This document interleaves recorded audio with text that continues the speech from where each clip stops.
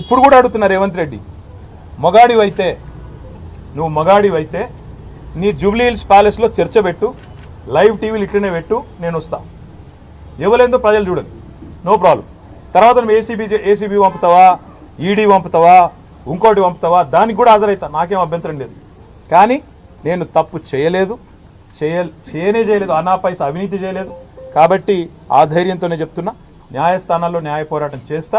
ఒకవైపు న్యాయ పోరాటం చేస్తూనే ఈరోజు ఉదయం నుంచి మా నాయకులు పాపం చాలామంది, వందలాది మంది వివిధ నియోజకవర్గాల నుంచి ఇక్కడికి వచ్చినారు. వారందరికీ ముందుగా నా ధన్యవాదాలు. వారందరికీ నేను ఒకటే చెప్పాను. నేనేం చెప్పినా అంటే, మీరు వాళ్ళు ఏం చేసినా మీరు పట్టించుకోకండి. ఈ కేసు విషయంలో వాళ్ళ ఇంట్రెస్ట్ ఫార్ములా ఈ, మా ఇంట్రెస్ట్ ఫార్మర్. ఆయన ఇంట్రెస్ట్ ఫార్ములా, మా ఇంట్రెస్ట్ ఫార్మర్. మేము రైతు భరోసా గురించే మాట్లాడతాం. నువ్వు డైవర్షన్ కోసం ఏం చేస్తున్నావు మాకు తెలుసు.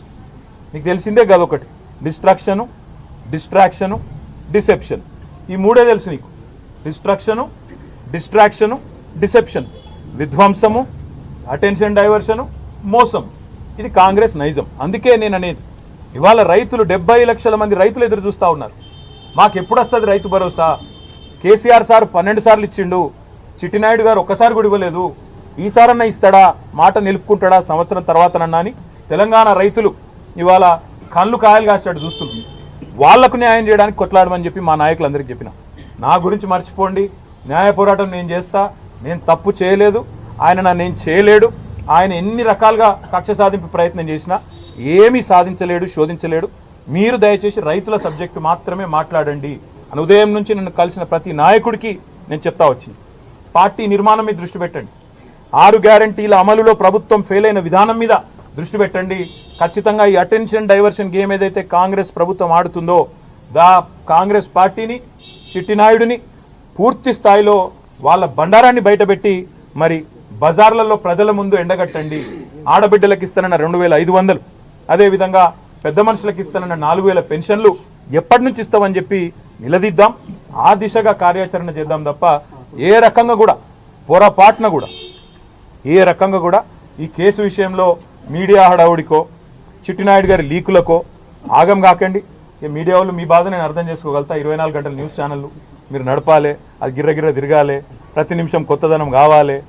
ఇక అవన్నీ తప్పదు. మీ బాధ నేను అర్థం చేసుకోగలుగుతా, మీ తప్పు కాదు. కాకపోతే నేను మీతో ప్రార్థించేది కూడా, దయచేసి ఈ కేసు విషయంలో చూపెట్టే ఇంట్రెస్ట్ ఆ రైతుల బాధ గురించి చూపెట్టండి. ఈ కేసు విషయంలో చూపెట్టే ఇంట్రెస్ట్ ప్రజల బాధలు, హైడ్రా బాధితులు, మూసీ బాధితులు, వాళ్ళవి కూడా చూపెట్టండి. దయచేసి వాళ్ళ బాధలు కూడా చెప్పండి. 6 గ్యారంటీలు ఫెయిల్ అయ్యి సంవత్సరం తర్వాత అటెన్షన్ డైవర్షన్ కోసం పడుతున్న పాటల గురించి కూడా, అప్పుడప్పుడు వాళ్ళు చేస్తున్న ఫీట్ల గురించి కూడా చెప్పండి. ఆత్మహత్యలు చేసుకుంటున్న ఆటో డ్రైవర్లు, చనిపోతున్న నేతన్నలు, వాళ్ళ గురించి కూడా చెప్పండి.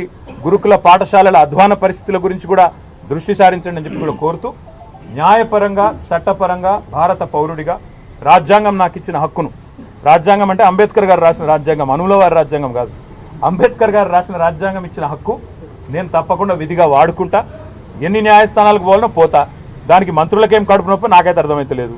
తప్పకుండా నాకు విశ్వాసం భారత న్యాయ